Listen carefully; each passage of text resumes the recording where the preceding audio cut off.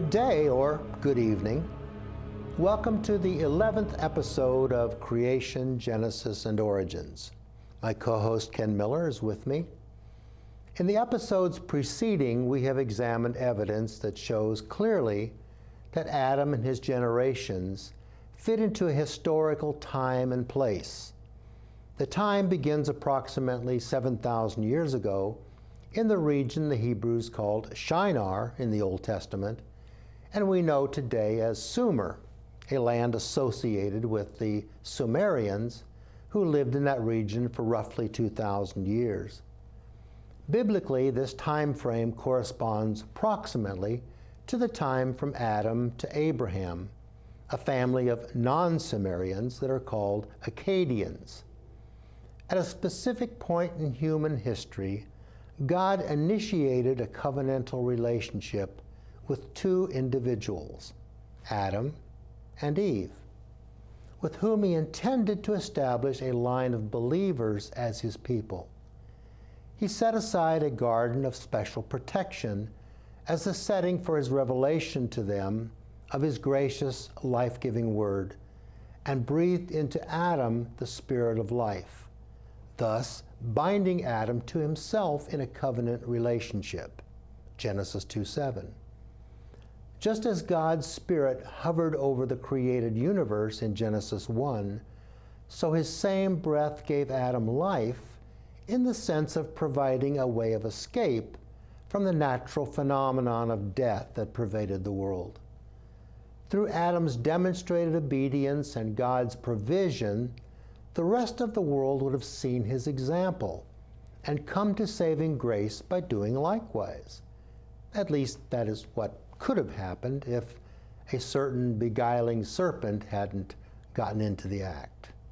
Before the Great Flood takes center stage in the Genesis narrative, an intriguing episode is described that has had Bible enthusiasts scratching their heads for many centuries. The 6th chapter of Genesis begins, "And it came to pass, when men began to multiply on the face of the earth, and daughters were born unto them, that the sons of God saw the daughters of men, that they were fair, and they took them wives, all of which they chose." The Hebrew eretz, translated as earth in this passage, means either earth or land. So there's no reason to think in global terms. And the word translated men is Adam, which could mean that the daughters in question are from the covenant race from Adam, not necessarily from the broader human race in broader terms. The sons of God, Beni Elohim, normally means humans in good standing with God, although in Job 1:6, the sons of God do appear to be angels, so we do have options here that boil down to three. Perhaps these were angels frolicking with humans, producing offspring, or Sumerian kings were procuring Akkadian maidens for wives, or maybe long-lived descendants of Adam were taking wives from the indigenous population. Produced over a century before Christ, the Book of Jubilees, also known as Little Genesis, parallels Genesis to a remarkable degree, with whole sections nearly word for word the same. Sometimes called the Testament of Moses, Jubilees deals more fully with details than the biblical Genesis, including the names of the wives from Seth through Noah's 3 sons, attributed to an unknown Pharisee. Jubilees attributes the passage of Scripture to the misdeeds of elements of the heavenly host, whom he calls watchers. Jubilees follows the Genesis narrative fairly closely. "And it came to pass, when the children of men began to multiply on the face of the earth, and daughters were born unto them, that the angels of God saw them on a certain year of this Jubilee, that they were beautiful to look upon, and they took themselves wives of all whom they chose." Here we have an ancient writer who had access to numerous written sources who comes down on the side of angels being the culprits in this enterprise. The Nephilim, or giants in the King James Version, are the offspring of these unions according to Jubilees. The angels are the angelic watchers who, although sent down to instruct mankind, fell from lusting after the daughters of men. Jubilees continues, and lawlessness increased on the earth, and all flesh corrupted its way, alike men and cattle, and beasts and birds, and everything that walks on the earth, all of them corrupted their ways and their orders, and they began to devour each other, and lawlessness increased on the earth, and every imagination of the thoughts of all men was thus evil continually. The author of Jubilees believed demons are spirits which went forth from the souls of the giants who were the children of the fallen angels. These demons attacked men and ruled over them. Their purpose is to corrupt and lead astray and destroy the wicked. They are subject to the prince Mastema, or Satan. Men sacrifice to them as gods. They are to pursue their work of moral ruin till the judgment of Mastema, or the setting up of the Messianic kingdom, when Satan will no longer be able to endure mankind. Also in Jubilees, and he, Methuselah, testified to the watchers who had sinned with the daughters of men, for these had begun to unite themselves so as to be defiled with the daughters of men. So while Genesis leaves this passage somewhat ambiguous and open to interpretation, the writer of Jubilees, likely a Pharisee, removes all ambiguity. But is he right? Josephus too weighs in. For many angels of God formed connections with women and begat sons that were violent and despisers of all that was good, on account of the confidence they had in their own strength. For the tradition is that their acts resembled the daring of those whom the Greeks called giants. It appears that Josephus, although believing in angelic misconduct, left it open as to the product of these unions. So, is it possible that angelic beings were taking human wives, and that their riotous offspring necessitated the flood? If so, that would have been a strange chapter in angel-human relations. What are angels supposed to do regarding humans? In Hebrews 1:14, are they not all ministering spirits sent forth to minister for them who shall be heirs of salvation? If that is their proper role, wouldn't it have been out of character for them to be involved in these trysts? Also, even if they had the desire to sire human offspring, would they have been capable of that? Angels, while appearing as men at certain times, do not possess physical bodies as we do, and should not be able to father human children. And from what we know about DNA, it should not be possible for angels or any other non-humans to fertilize human beings. Could they have been fallen angels? Would it have been possible that disenfranchised angels took possession of the bodies of humans in order to engage in marriage and procreation? It doesn't seem likely. Fallen angels or demons are not called sons of God anywhere in Scripture. They have forfeited that right. Mark 12:25 states, "For when they shall rise from the dead, they neither marry nor are given in marriage, but are as the angels which are in heaven." From this verse, we learn that angels do not die or marry. Sons of God who marry should be humans. Throughout the New Testament, the term sons of God or children of God is applied exclusively to humans. If these are strictly human encounters, what are the options? If the term sons of God refers to humans, then who could they have been? Perhaps those who called upon the name of the Lord, the generations of Seth. Then who were the daughters of men? The daughters of men could have been descendants from the generations of Cain, or Perhaps they came from the indigenous populations that coexisted with Adam's generations in the same region, either Ubadans or Sumerians. On the other hand, some have contended that what has been translated sons of God, Beni Elohim, refers instead to sons or servants of pagan gods.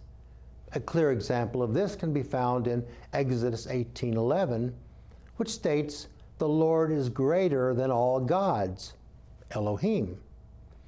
Daughters of Ha'adam in Hebrew, or the Adam then, would be Adamite women. Using this line of logic, Genesis 6:1-2 could be translated, "And it came to pass when Adam's generations began to multiply on the face of the earth, and daughters were born unto them, that the sons or servants of the gods," Sumerian kings perhaps, "saw Adamite daughters that they were fair." What comes through in either translation is that there were two distinct populations. Some were in the covenant line from Adam, others were not, and they were intermarrying. Writing in 1860, William Edward Lane concluded, "The most obvious meaning beyond dispute is that the men and women here mentioned were of different races, and hence that the former saw in the latter a beauty surpassing that of their own women." What would be the consequence of such mixed marriages? Reduced lifespans. Genesis 6:3, "And the Lord said, My spirit shall not always strive with man, for that he also is flesh, yet his days shall be 120 years." So possibly marriages between long-lived Adamites and the short-lived indigenous populations resulted in children with intermediate lifespans. And what we see in succeeding generations in Genesis is exactly that. Noah was perfect in his generations, Genesis 6:9, and lived 950 years. Shem, who died at 600 years of age, was the first to suffer a speedy demise. Arphaxad, Shelah, and Eber failed to make it to 500. The next 5 generations did not see a 250th birthday. Abraham and Isaac passed away at 175 and 180, respectively. Jacob died before reaching 150, and so it went. Intermarriages between the long-lived Adamite population and their short-lived neighbors produced children who died off at increasingly younger ages. Gradually, the results of mixing took its toll. Another point, spirit beings are presumed to be immortal. If angels or demons were involved in these marriages, the result should have been a lengthening, not a shortening of lifespans. Furthermore, the flood wouldn't have solved anything. Spirit beings don't drown. Also telling us that Noah was perfect in his generations carries the implication that there were others whose generations were less than perfect. In fact, we do have a small amount of evidence to support the idea that these were human relations and lifespans were affected.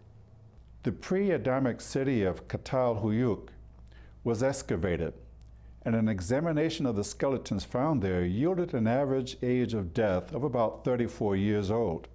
By way of contrast, Thorkild Jacobson noted that the post-flood kings of Lagash, Semites probably, not only lived extraordinarily long, they also lived extraordinarily slowly. This is his translation of one document. In those days, a child spent 100 years in diapers, literally in bits of the wash. After he had grown up, he spent 100 years without being given any task to perform. He was small, he was dull-witted. His mother watched over him. Archaeological discovery also suggests mixing of covenant generations with non-covenant generations. Language elements also show the evidence of mixing.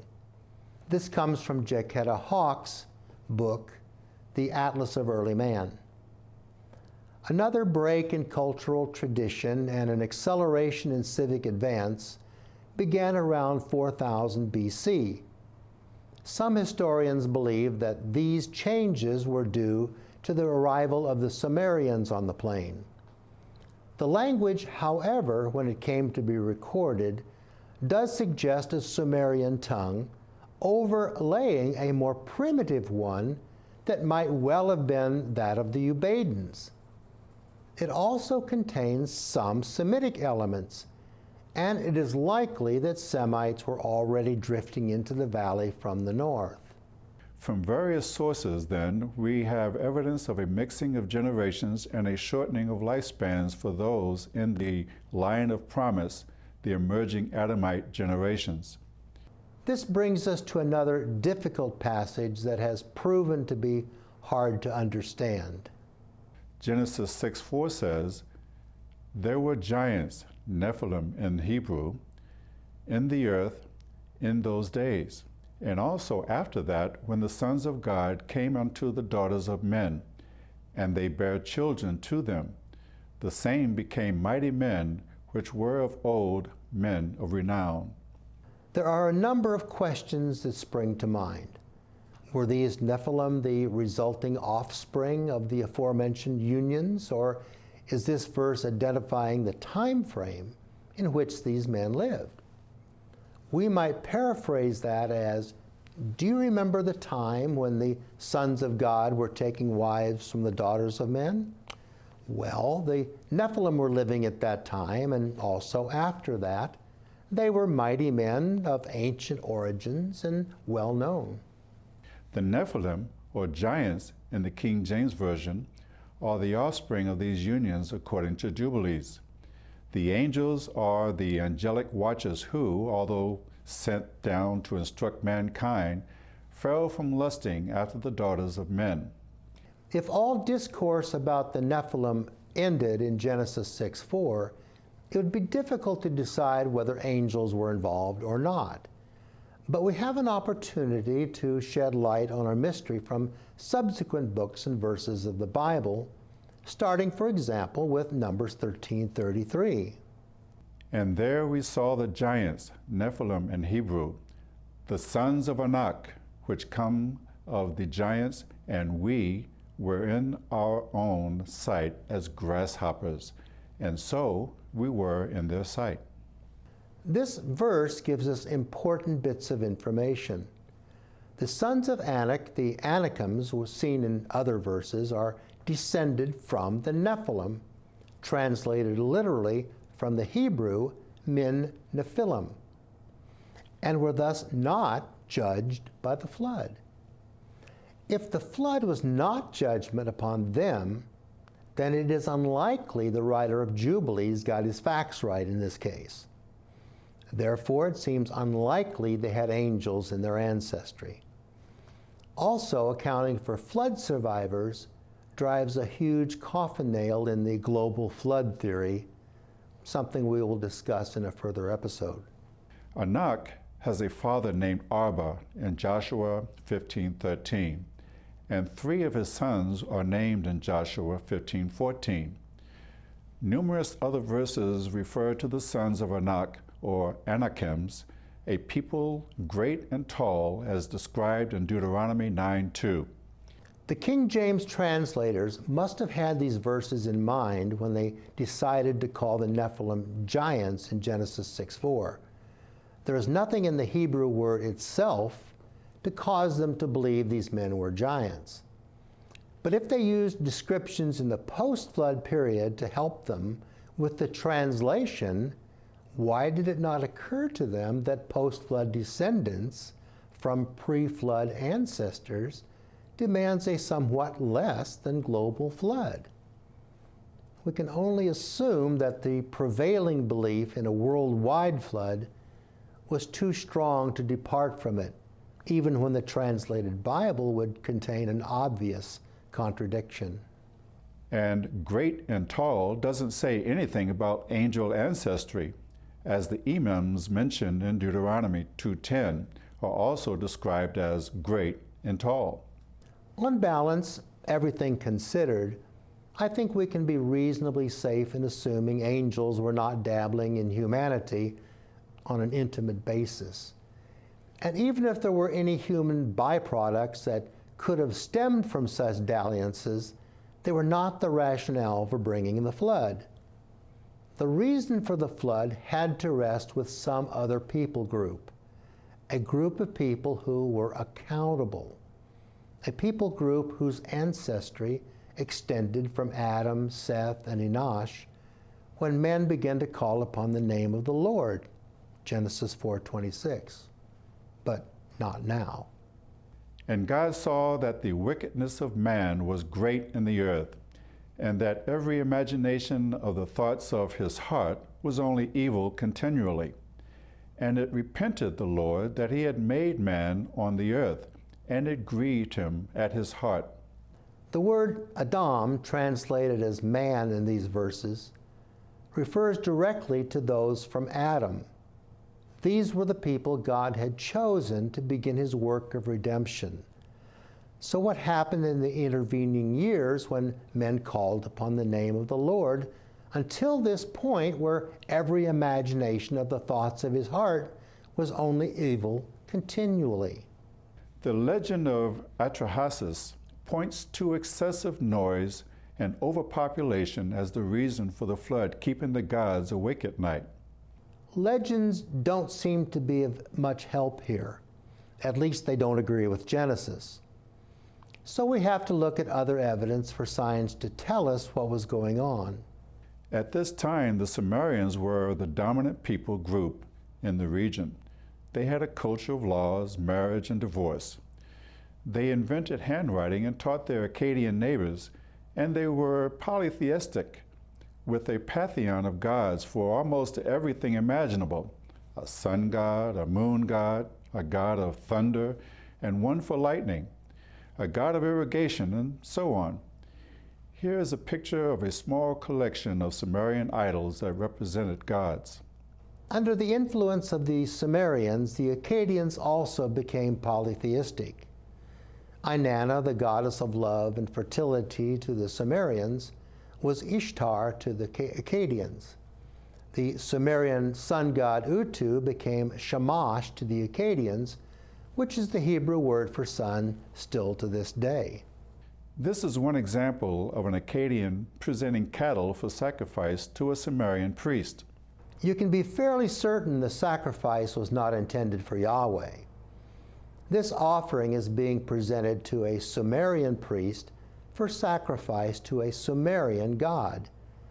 So we have some evidence of practices carried out by God's chosen people that could not have been pleasing. Idol worship and worship of false gods, something that continually plagued Israel throughout the Old Testament. The writer of Jubilee said, "And as for all those who corrupted their ways and their thoughts before the flood, no man's person was accepted save that of Noah alone. For his person was accepted in behalf of his sons, whom God saved from the waters of the flood on his account, for his heart was righteous in all his ways." Josephus makes the point quite clearly. Now the posterity of Seth continued to esteem God as the Lord of the universe, and to have regard to virtue for 7 generations. But in process of time they changed to worse from the practices of their forefathers, and did neither pay these honors to God which were appointed them, nor had they any concern to do justice towards men.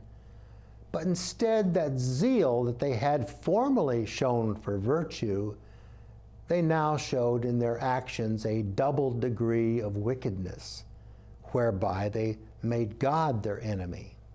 Now we know for whom the bell tolled, the posterity of Seth. It was not the Nephilim nor the Sumerians who are on both sides of the flood, but those in the chain of ancestry from Adam, Seth, and Enosh, who fell under the corruption of the Sumerians and were judged by the flood.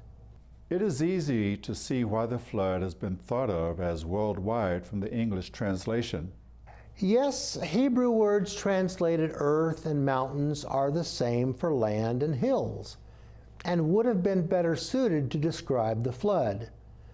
The earth wasn't destroyed by the flood, simply the land. The high mountains weren't covered, just the hills.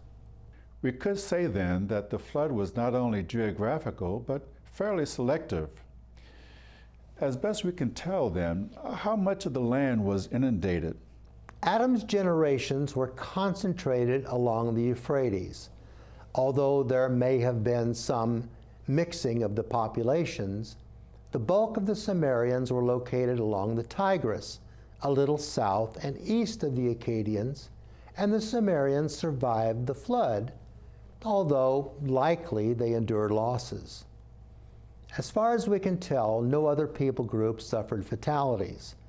No flood deposits have ever been found in Egypt, for example.